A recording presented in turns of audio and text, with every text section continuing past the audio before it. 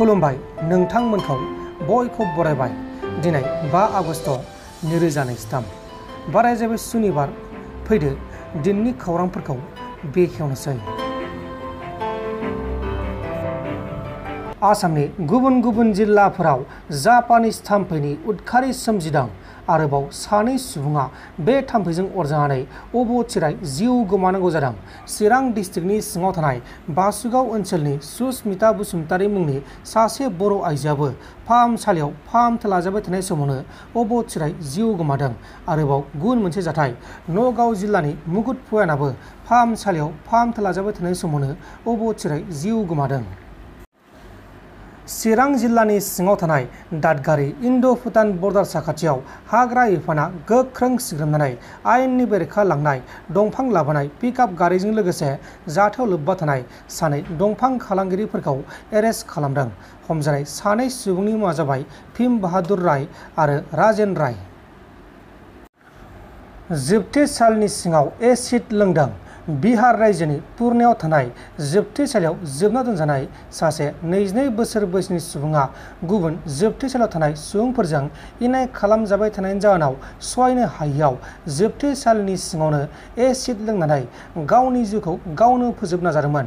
उनाव बेखौ साखाथिनि मानसिफोरा नुसननानै जोबथेसालियाव थानाय सामलायगिरिफोरनो फोरमायनायनि उनाव बेखौ फाहामसालियाव लांनानै फाहामथायनाय जादों। अदेबानि थैथारासै। बे समाव बेखौ गाज्रि थासारियाव अदेबानि थैहां थैहां थासारियाव फाहामसालियाव फाहामथायगासिनो दङ। एसिड लोंनाय सुबुंनि मुङा जाबाय निकितान कुमार। सिखाव खावनाय केसनि थाखाय जोबथेसालियाव दोनजादोंमोन। बजरं दलनि बेरेखा गोख्रों बिबुंथि। बजरं दल हान्जानि हाथियार लानानै फोरोंथाय होनायखौ होबथानो थाखाय गोनांथि जायोब्ला राजा लामायाव ओंखारगोन। जोंखौ गुबुन हारिफ्रा मिनिगासिनो दङ। जोङो जोंनि ओनसोलखौ रैखा खालामना लाखिनांगोन होननानै डि हारिमु बिथाङा खौरांगिरिफोरनि सोंथि खालामनायाव रोखा बुंथिदों।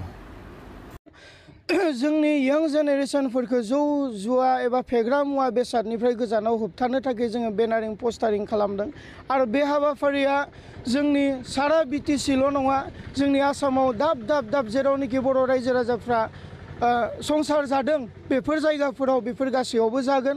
फैबाय थानाय समाव जोङो जायफोर क्लाब इयुथ क्लाबफोरनो बा जायफोर गामिनि रायजोफोरनो जोङो लाइजाम हरगोन लाइजामजों लोगोसे बेनाराव मा लिरनांगौ बेखौ जोङो लिरनानै हरफागोन। जेन जोंनि लाइजाम मोननाय लोगो लोगोनो जेन नोंथांमोना मोनफा मोनफा पस्टार बानायनानै गामियाव एबा गामिनि बाजाराव एबा सकफोराव जेन बेखौ होयो आरो जोंनि फैबाय थानाय यं जेनेरेसनफोरखौ जेन बासायना लाखिनायनि जोंनि इयुथ क्लाबफोराबो जेन अंकिदार जानो हायो बेखौ आं खावलायहरगोन। नंगौ जोंखौ मिनिदोंसै दायो गुबुन जाथिफ्रा मिनिदोंसै। जोंहा मोनसे समाव आखायाव थाखा फैसा गैयामोन न' बांफ्रा मोजां गैयामोन गारि गुरा गैयामोन बेखिनि समायाव जोङो बेबायदि रंजानो रोङाखैमोन। नाथाय दिनै जोंनि बिमाफ्रा जौगाबाय थाखा गोनां फैसा गोनां जाबाय गारि मथर बायनानै होदों आरो गावसोरनि गथ'फ्रानो बे उन्दै गथ'फ्रानो आन्डार 25 गथ'फ्रा दिनै बेबायदि फेग्रा मुवा बेसादफोरजों लिप्त जानायखौ आरो समाजनि बेरेखा खामानि मावनायफोरखौ जों नुगासिनो दङ। बेखौ होबथानो थाखाय बारग' एनडिबिफ्रा दिनै जानजि खाफ्रादों।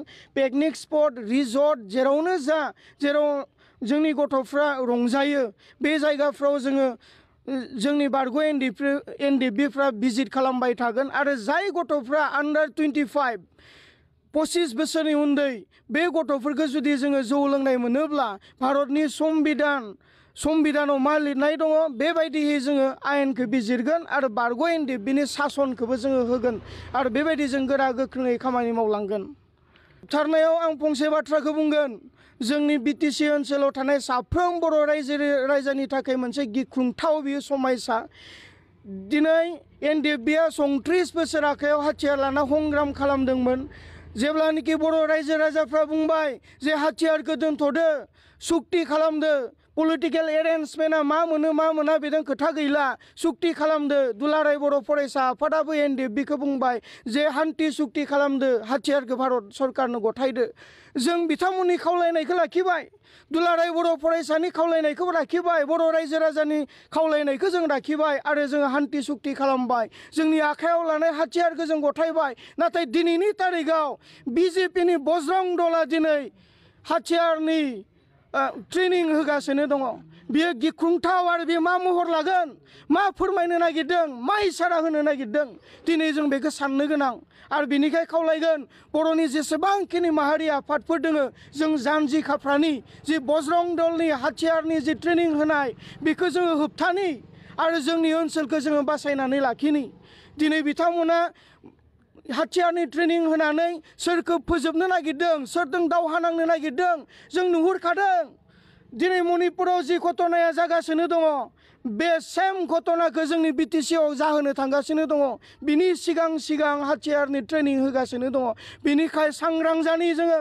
बेफोरबायदि गिख्रंथाव समा सफैनायनि सिगां साफ्रोम बर' संगठनफोरा दिनै जानजि खाफ्रानांगौ आरो बर' रायजो राजाफ्रा जानजि खाफ्रानांगौ। दिनै दाखालि बावैसो बाक्सायाव 10 दिननि हाबाफारि लानानै हाथियारनि ट्रेनिं होदों आरो बे हाथियारखौ गावनो रोंखांनायनि उनाव सोरखौ गावथारनो बिथोन होगोन जों मोनथियाखै। जागोन जोंनियावबो बेबायदि समायसाफ्रा।